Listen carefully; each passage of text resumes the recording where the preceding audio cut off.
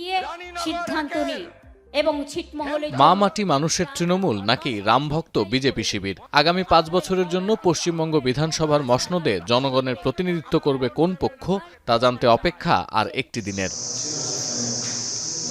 আগামীকাল 2 ধাপে অনুষ্ঠিত পশ্চিমবঙ্গ বিধানসভা নির্বাচনের 294টির মধ্যে 293 আসনের ফল গণনা। স্থানীয় সময় সকাল 8টায় প্রার্থীদের প্রতিনিধিদের উপস্থিতিতে খোলা হবে ইভিএম। প্রতিটি বিধানসভা কেন্দ্রের জন্য আলাদা আলাদা গণনা কক্ষের ব্যবস্থা করেছে নির্বাচন কমিশন।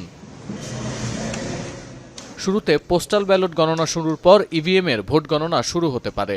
সোমবার বিকেল নাগাদ স্পষ্ট হবে প্রধান 2 প্রতিদ্বন্দ্বীর ভোট ব্যবধানের প্রকৃত চিত্র।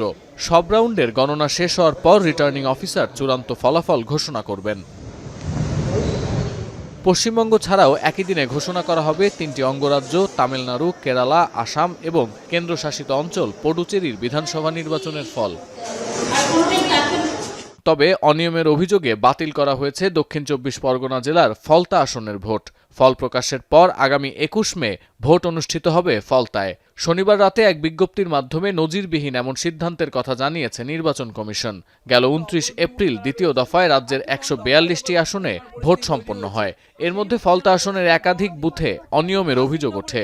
অভিযোগের সত্যতা যাচাই করে আসনটিতে পুনর্নির্বাচনের সিদ্ধান্ত নেয় কমিশন। বিজ্ঞপ্তিতে এই নির্বাচনকে ফ্রেশ পোল হিসেবে আখ্যায়িত করা হচ্ছে। ফলতার ফল ঘোষণা হবে আগামী 24 মে।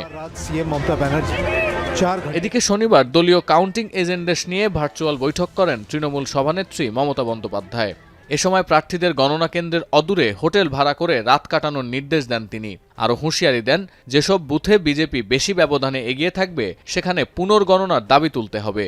ভবানীপুরের গণনা কক্ষ পরিদর্শনের পর মমতার অভিযোগ, ইভিএম মেশিন ঠিকঠাক সিল করেনি সংশ্লিষ্ট কর্মকর্তারা। স্ট্রং রুম বা গণনা কেন্দ্রে ইভিএম জালিয়াতির ইঙ্গিত করলেও 200-র বেশি আসন নিয়ে সরকার গঠনের ব্যাপারে আশাবাদী মমতা। अरे भाई नहीं तो हम क्यों आता है, क्यों आया है, करने का कोशिश तो करना। বিপরীতে বিরোধী দলনেতা ও বিজেপি প্রার্থী শুভেন্দু অধিকারী দাবি করেছেন, ইভিএমে কারচুপি করলেও তৃণমূলের ক্ষমতা থেকে সরে যাওয়া এখন শুধু সময়ের অপেক্ষা। পাশাপাশি ভবানীপুর কেন্দ্রে মমতা বন্দ্যোপাধ্যায়কে হারানোর ব্যাপারে যথেষ্ট আত্মবিশ্বাসী শুভেন্দু। 3rd, 4th, 5th রাউন্ডে মুসলমান গ্রুপ ক্ষমতার যে লিড থাকবে। 6th, 7th রাউন্ড থেকে আমি মেকআপ করতে শুরু করবো। 20 রাউন্ডে আমি জিতবো। আপনারগুলো ভাবার কোনো কারণ নেই। ইভিএম নিয়ে পাল্টাপাল্টি অভিযোগের জেরে রাজ্যের প্রতিটি গণনা কেন্দ্রে নিরাপত্তা ব্যবস্থায় কোনো ফাঁক রাখতে নারাজ কমিশন। অতিরিক্ত কাউন্টিং অবজারভার, পুলিশ কর্মকর্তা মিলিয়ে মোট 242 জন পর্যবেক্ষক নিয়োগ করেছে তারা। সতীর্থ কর্মকার, এখন বিশ্ব।